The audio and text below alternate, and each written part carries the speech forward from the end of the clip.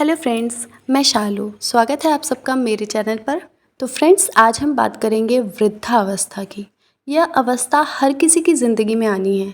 कोई भी चाहकर भी किसी अवस्था में हमेशा के लिए नहीं रह सकता। ना बच्चा हमेशा बच्चा रह पाएगा, ना युवा हमेशा युवा अवस्था में रह पाएगा। आखिर में सबको वृद्धावस्था में ही आना है। हर अवस्था की एक समय सीमा है, यह आप सब जानते हैं। मानव की आयु का यह विभाजन जिस भी शक्ति ने किया है, यह सोचकर किया है कि यदि मानव किसी भी अवस्था में होगा तो उसमें घमंड ना आ जाए, इसलिए उस अवस्था का एक समय निश्चित किया जाए। किंतु अगर आज के मानव को देखें तो वह यह स्वीकारना ही नहीं चाहते कि वृद्धावस्था भी कोई अवस्था है या उनके जीवन में भी वृद्धावस्था आएगी। स्वीकारने से मेरा श्रेय है कि व्यक्ति जानता रहता है, वह साफ साफ उदाहरण भी देखता है संसार में, फिर भी उसके अंदर वृद्धावस्था का डर क्यों नहीं आता है। डर का श्रेय है वह अपने वृद्ध माता पिता या राह चलते किसी भी वृद्ध व्यक्ति से उस तरीके का व्यवहार क्यों नहीं करते कि जैसा व्यवहार वह स्वयं अपने वृद्धावस्था में चाहते हैं। यदि व्यक्ति अपने वृद्धावस्था को सोच ले तो संसार में किसी भी वृद्ध व्यक्ति का अपमान कभी ना हो, कोई भी अपने वृद्ध माता पिता का त्याग कभी ना करे।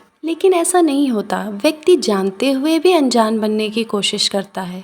वह अपने वृद्ध माता पिता या किसी भी वृद्ध व्यक्ति से ऐसा व्यवहार करता है मानो उसके जीवन में कभी वृद्धावस्था आएगी ही नहीं। वृद्धावस्था बाल्यावस्था का दूसरा रूप है। बाल्यावस्था में माँ बाप जिस प्रकार बच्चे की सेवा करते हैं, वृद्धावस्था उसी समय को दोहरा देता है। बस व्यक्तियों का स्थान बदल देता है। जहाँ बालक सेवा प्राप्त कर रहा होता है वहाँ अब माँ बाप को सेवा की ज़रूरत होती है, और जहाँ माँ बाप सेवा कर रहे होते हैं उस स्थान पर अब बालक को सेवा करने की आवश्यकता है। मानो तो एक बच्चे और वृद्ध व्यक्ति में कोई अंतर नहीं है।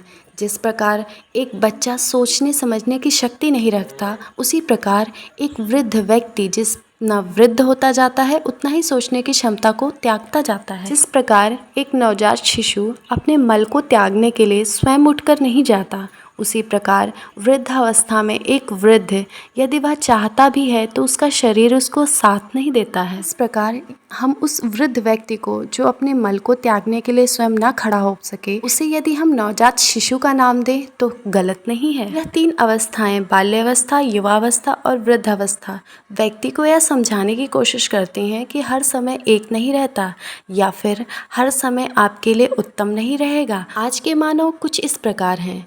मान लो एक माँ बाप हैं जिन्होंने अपने बेटे की शादी की, एक बहू आई जिनसे उनको नाती पोते भी मिले। जब तक वह माँ बाप अपने शरीर पर खड़े हैं वह अपने कार्य स्वयं ही कर रहे हैं, किंतु जैसे जैसे वे वृद्ध होते जाते हैं वही बेटा और बहू उनके कार्यों को नहीं करना चाहते, अर्थात उनकी सेवा नहीं करना चाहते। किंतु जब वह अपने बच्चों की शादी करते हैं तो इस आशा से करते हैं कि उनकी बहू और बेटा उनकी सेवा करेंगे, अर्थात वह स्वयं तो अपने माँ बाप की सेवा नहीं करना चाहते किंतु अपने बच्चों से अपनी सेवा लेना चाहते हैं। वृद्धावस्था एक कड़वा सच है, यह मानना पड़ेगा। मानव अपने युवावस्था में कितना भी अकड़ में रहे, एक दिन उसे वृद्ध हो ही जाना है। वृद्धावस्था आपके शरीर के साथ आपकी अकड़ को भी तोड़ देता है। युवावस्था में एक वृद्ध के साथ किए गए सभी अत्याचार व दुर्व्यवहार आपको आपके वृद्धावस्था में अवश्य मिलेंगे। आपको भी पता है, किंतु आप इस बात को चाहे माने या ना माने, इससे आपके वृद्धावस्था में कोई फर्क नहीं आएगा।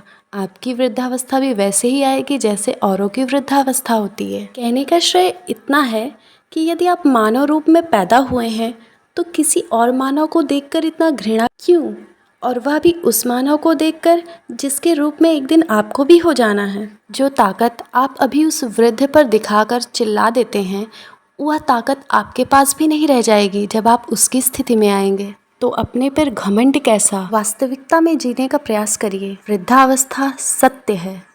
तो फ्रेंड्स, यदि मेरा वीडियो आपको अच्छा लगा है तो प्लीज़ कमेंट करके ज़रूर बताएं और हमें लाइक करें, सब्सक्राइब करें, हमें आगे बढ़ाएं। बेल आइकन को ज़रूर दबाएं ताकि आने वाला वीडियो आप तक पहुंच जाए। फ्रेंड्स, आपका सपोर्ट मिलेगा तभी मैं आगे बढ़ पाऊंगी। प्लीज़ फिर मिलते हैं नेक्स्ट वीडियो में। Bye bye.